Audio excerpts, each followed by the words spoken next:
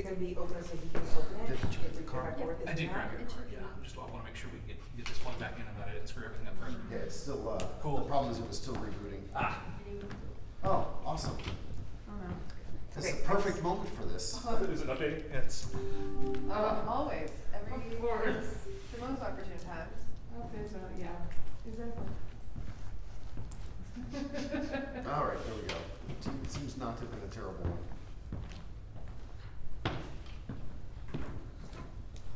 Did you send me an email? I did.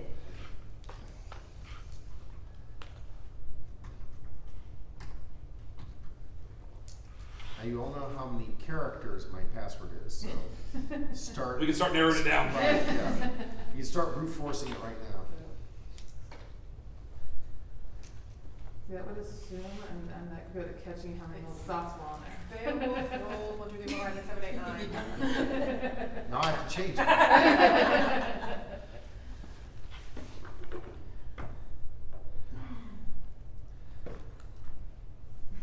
Okay.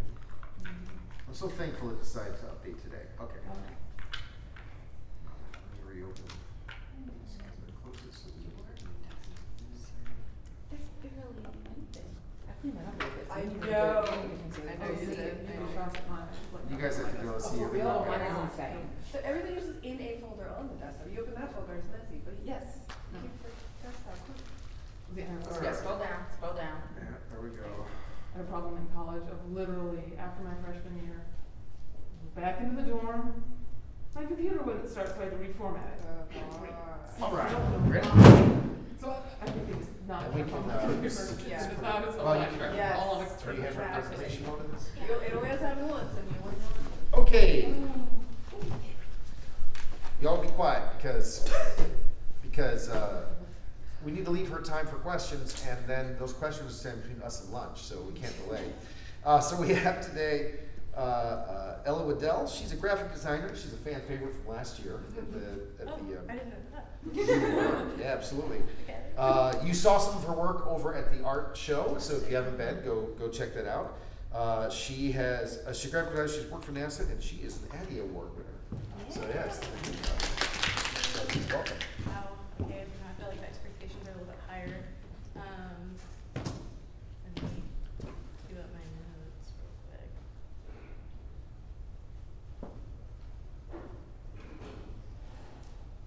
So, hi guys, I'm Ella, and if you couldn't tell by my garb and behind me, I'm a pretty big Nana fan. And I will say that I'm going to give a general overview, but a lot of this kind of has to, it really makes sense if you do have a little bit of understanding of the overall story. But the story of Nana begins with two young women who meet by chance on a train bound for Tokyo. That seemingly random encounter sets the stage for a fateful connection as the two end up becoming roommates and eventually each other's most defining relationship. But for nearly 2 decades, fans have posed the same question: are they just roommates or are they roommates? Ai Yazawa has never shied away from portraying queer characters openly and respectfully.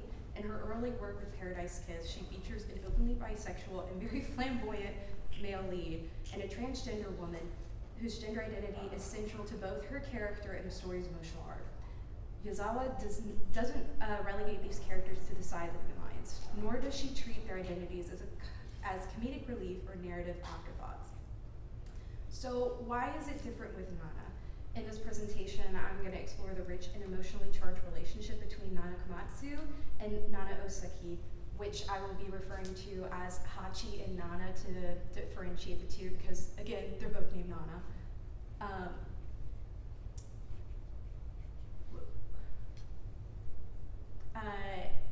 In Ai Yazawa's celebrated shojo manga, we'll examine how their bond blurs lines between friendship and romantic love and why it stands as one of the most nuanced sapphic love stories in manga, even as it resists becoming canon in a traditional sense. Through themes of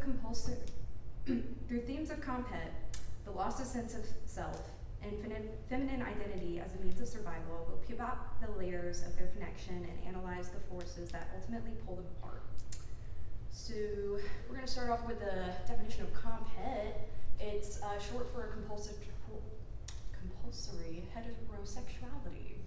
And it refers to that's what I'm saying. It refers to the societal pressure and expectations that individuals, especially LGBTQ people, feel to be heterosexual. So this could stem from being raised in a conservative environment, feeling like all what you can amount to is either being the man of the household or the woman of the household, or relegate your societal roles into something that is traditionally masculine or feminine, as well as being pushed towards standing with the status quo in sexuality and that as well. So,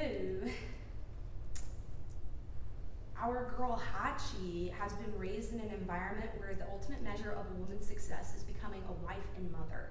This belief is reinforced by examples set by her own mother and older sister, both whom appear content fulfilled as stay-at-home moms. Also, whenever she runs away to go join her boyfriend in Tokyo, they just assume she got pregnant and married off, and they didn't check in on her. They were like, that's just what she wants to do. That's been her goal in life. As a result, Hachi internalizes this model of domestic light as the standard that she should strive for.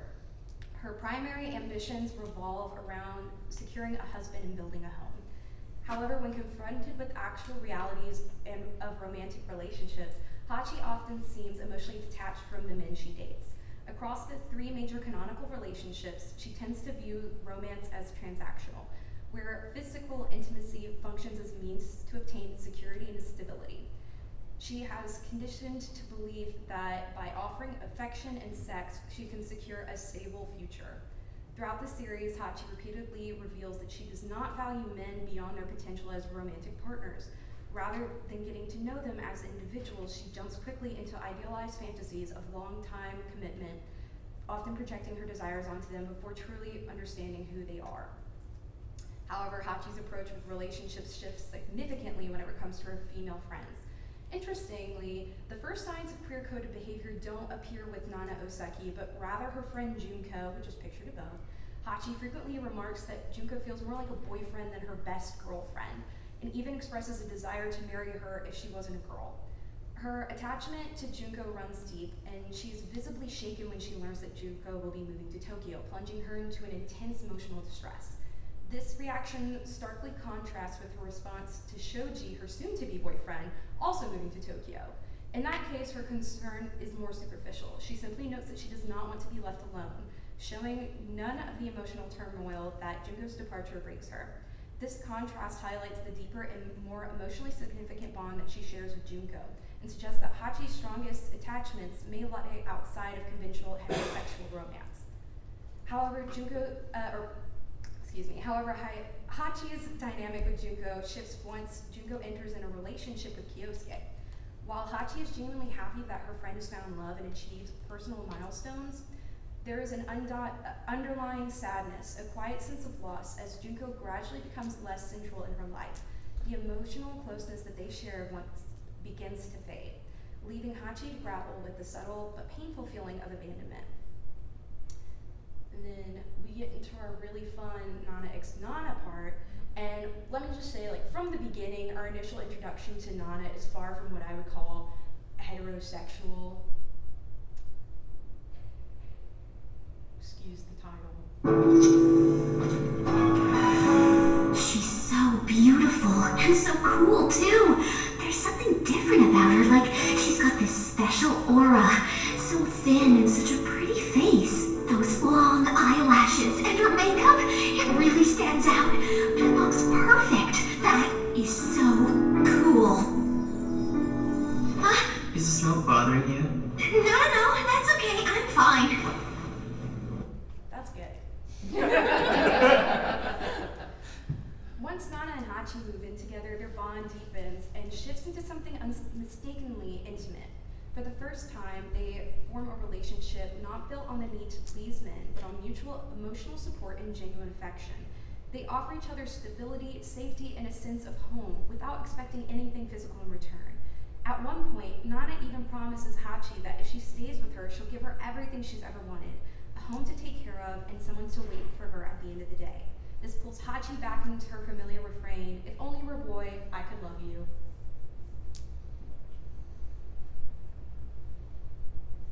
Covers, it's cold.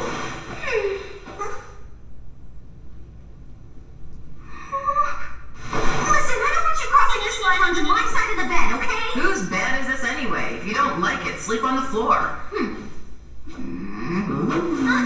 Hey! Ooh, I'm over the line. What are you gonna do about it? Looking back on it now, the way I felt about you, Nana, felt a lot like falling in love. With you, my life was full of sweet dreams, and it felt like the pure bliss of a first love. Which could mean anything. In return, Hachi tries to help Nana reconnect with Rin, despite knowing Nana still harbors unresolved feelings for him. Yet, when she finally brings him to the same concert hall, something unexpected happens. Hachi does not watch the show that she has been waiting to watch for a year prior to meeting Nana. She watches Nana instead, and cries, full-on sobs, overcome by emotion that she doesn't fully understand. What she does know is that she's on the verge of losing Nana, just like how she lost Junko, and that thought terrifies her. This moment directly challenges the narrative that she's always believed, that a woman's purpose is to fall in love with a man and get married. We see another rupture whenever Misato, a fellow fan and friend, begins to get too close to Nana. While Hachi's previously tolerated and even rationalized cheating with her own relationships with men, she reacts with an uncharacteristic rage and jealousy at the mere idea of somebody else occupying Nana's emotional space. It's one of the first times that she confronts the possibility that her feelings for Nana may go beyond friendship.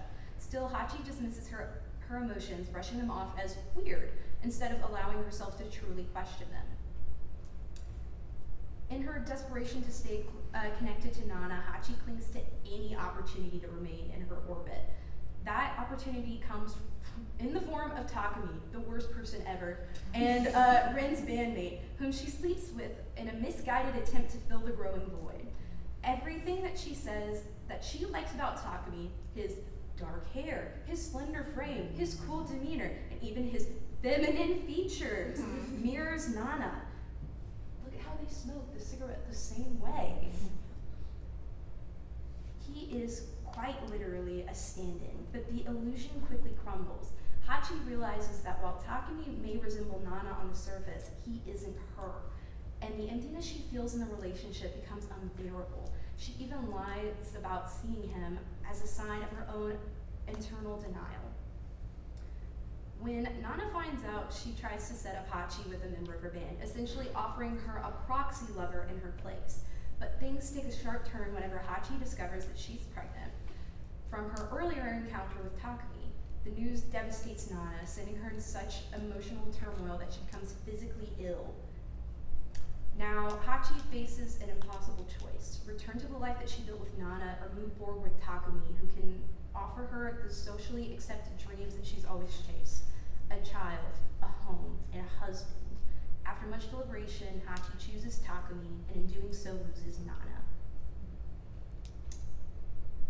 So, another thing that we do have to think about whenever it comes to why they didn't canonically end up together, I have to comment on, and I can't overlook the commercial realities that may have influenced the decision to not canonize Nana and Hachi's relationship.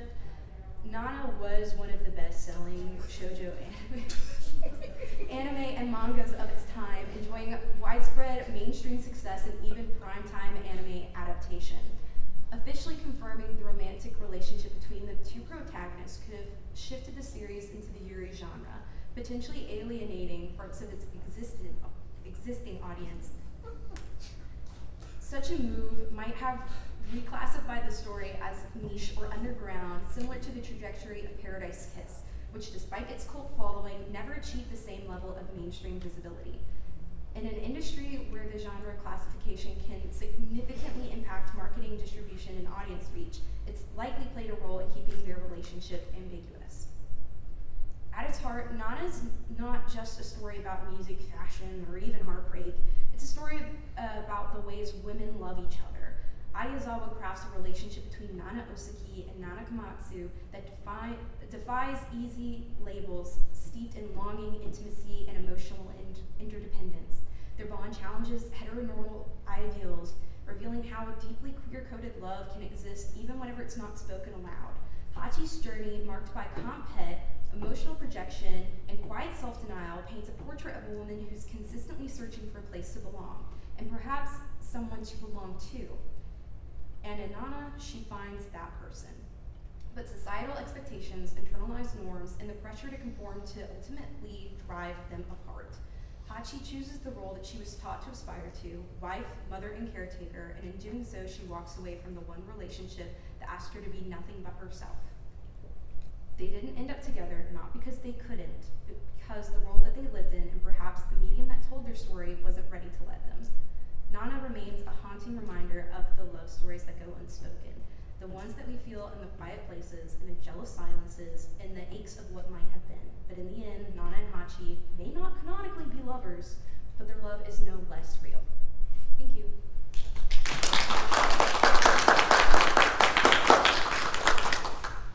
Questions? So you kind of talked about the financial decisions that may have led to them not, the songs. Do you have any idea of what the fans at the time thought of the kind of ending of them not getting together? Well, so here's the real kicker. It's unfinished, and it probably will never be finished. From the way that Ai Yazawa's stories, she has a set trope where everybody always ends up with their first love, despite it being good or bad for them. And if we were to argue that Nana would be Hachi's first love, then it could have gone back to her eventually. But the author got extremely ill in 2009 and put it on a year-long hiatus that is a little bit over 10 years. So the fans are extremely upset by it, just because one, we don't have a finished story, and two, everybody really did want Nana and Nana to get together. So. Just off that, could her first love have been an identity as opposed to a person? Oh, for sure. And so I that fully the believe that. tragedy is that goes back to that identity rather than the person. What's also really fun is that throughout the whole series, Hachi has this very childlike outlook on the world, and that's also expressed through the art that she creates throughout the series as well. And every time she draws herself as a princess with sparkly anime eyes, which is cute and adorable, but also kind of shows you how disconnected from reality she is as well. And by the time she loses Nana, she no longer draws like that. And I think that also kind of separates her from the identity that she wanted initially too, which is really cool. But yeah. Okay, thank you very much.